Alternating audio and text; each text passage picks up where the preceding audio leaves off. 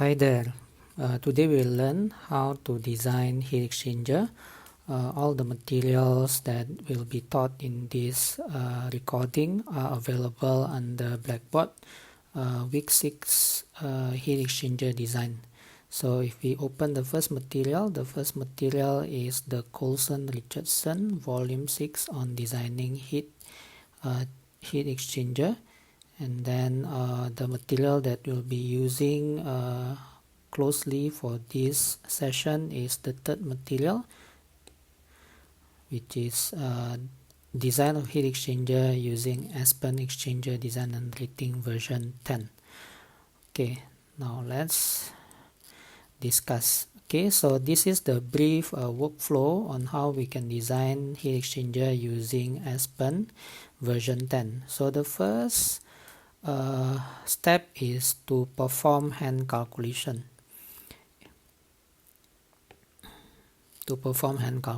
So in the hand calculation,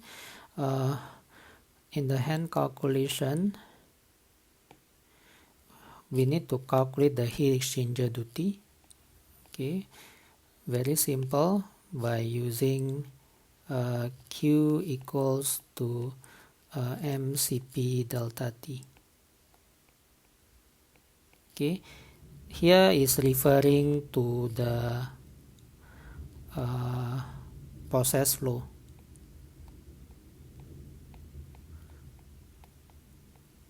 Then depending whether we are designing a heater or cooler, then we need to select the heating medium or the cooling medium, and then we set what is the temperature change of the heating medium and the cooling medium.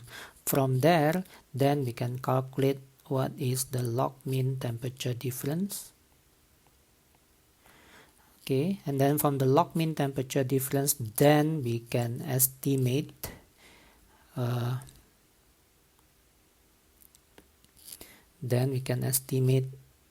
the heat transfer area, okay, by using a simple formula Q equals to UA LMTD.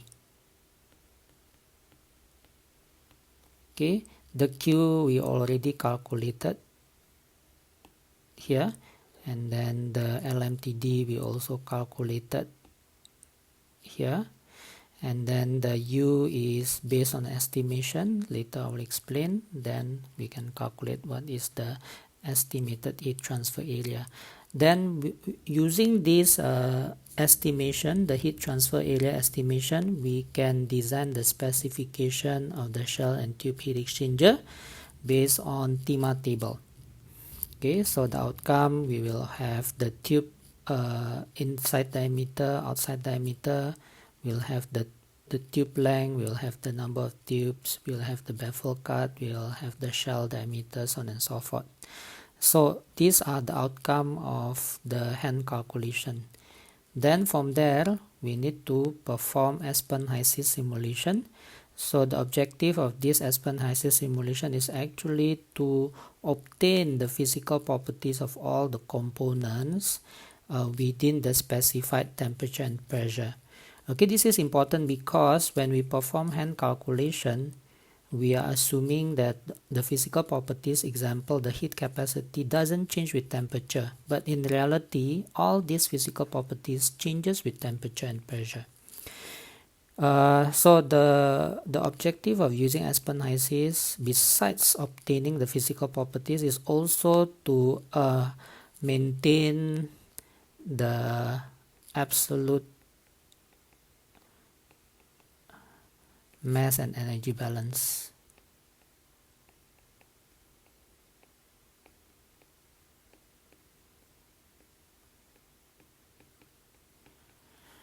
Okay, so when you perform the Aspen HYSYS simulation, you will notice that actually the results of the Aspen HYSYS simulation will be quite similar to your hand calculation. For example, the Q, the heat exchanger duty, the estimated heat transfer area, the LMTD, so on and so forth. Okay, then the third step is to use Aspen EDR in rating mode. Okay, there are a few modes in Aspen EDR, so for this exercise we'll be using rating mode. Now the Aspen EDR, right, will perform a calculation to determine the actual overall heat transfer coefficient. Okay, because what we have used in the hand calculation is the estimated overall heat transfer coefficient. So what we obtain is the estimated heat transfer area. Now in Aspen EDR, using the specification from the manual calculation, then Aspen EDR will perform calculation to determine the actual overall heat transfer coefficient. And then with this actual heat transfer coefficient, the required area will be calculated. Okay, and then we can also calculate what is the ratio between the actual area and the required area. The actual area is the area that we have key into the Aspen EDR using the specification. Okay, using the specification from the hand calculation. So if the actual area divided by the required area is larger than 1, that means the specification that we have input to Aspen EDR, right, able to achieve the performance that we want. Okay, so that's why we must hit at least 1. If it is lower than 1, if the actual area over the required area is lower than 1, that means cannot achieve the performance that we want. Okay, so that's why this requirement is very important. Okay, so if it is lesser than 1, that means we have to return to the hand calculation, okay, using a new estimation on the overall heat transfer coefficient. Okay, so it's a trial and error. Now, the use of Aspen EDR is very, very useful because if we perform a manual hand calculation, the calculation is very tedious. It requires lots of trial and error. Okay, so by using Aspen EDR, it can cut down lots of time. Okay, now let's use this as an example. Okay, you are tasked to design a cooler. Okay, so what do you want to cool down is a methanol. The methanol, you want to cool it down from 95 degrees Celsius to 40 degrees Celsius, and the flow rate of methanol is 100,000 kilogram per hour. The cooling medium used is cooling water, and then the cooling water temperature will increase from 25 to 40 degrees Celsius.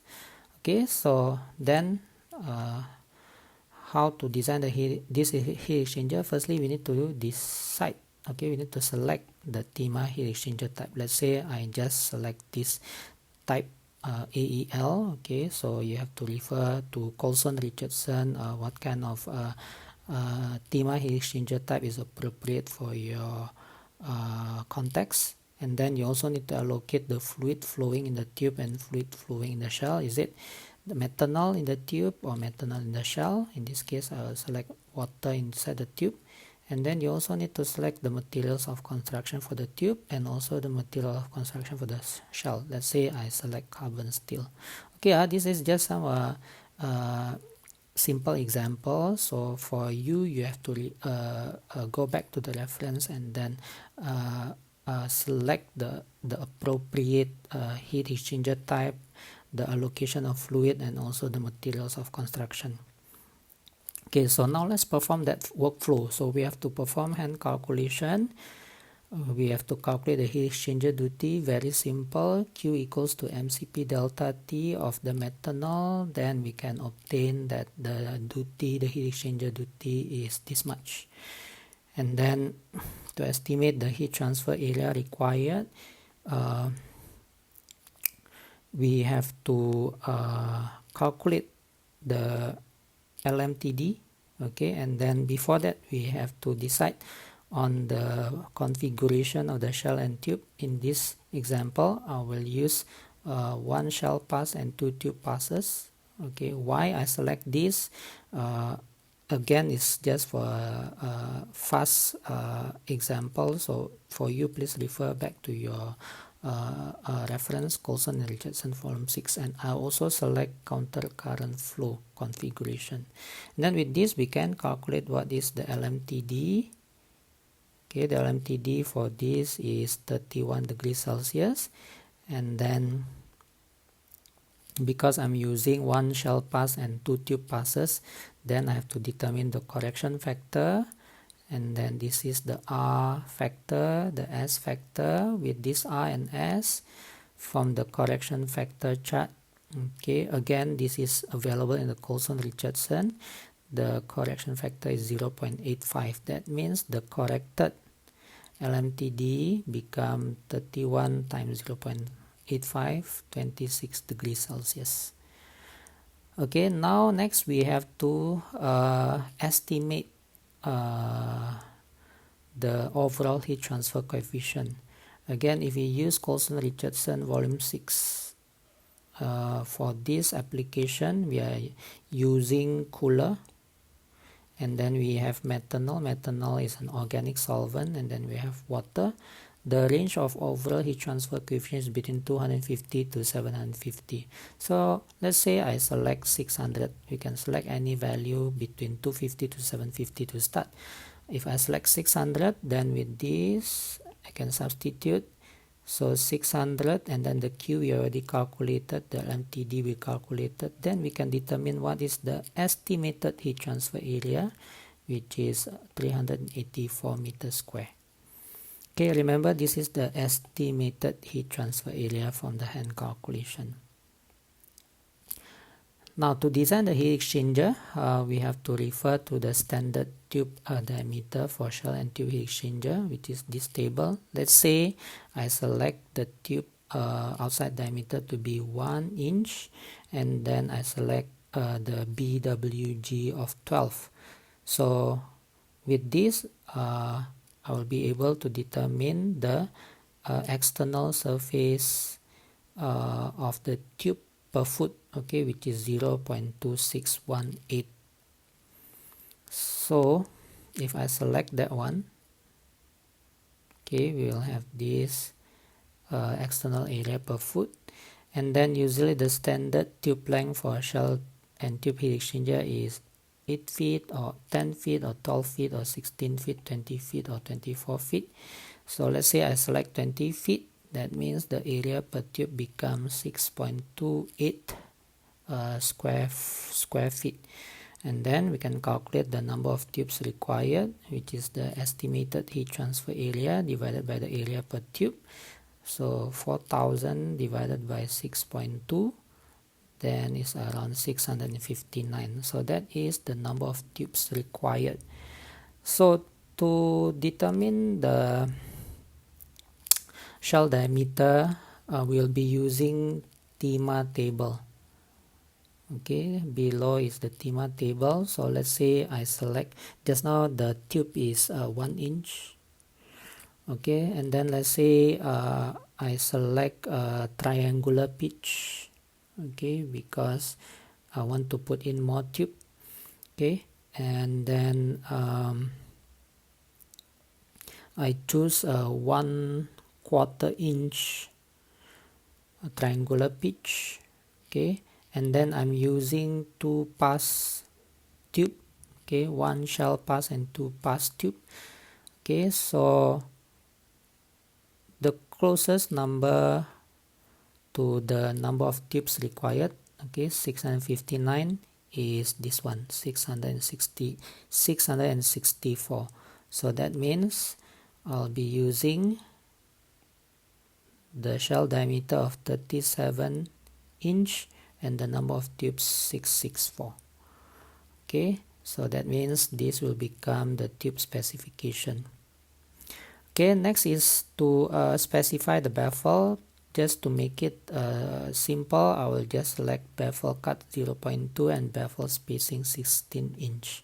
Okay, please refer again to the Coulson-Richardson.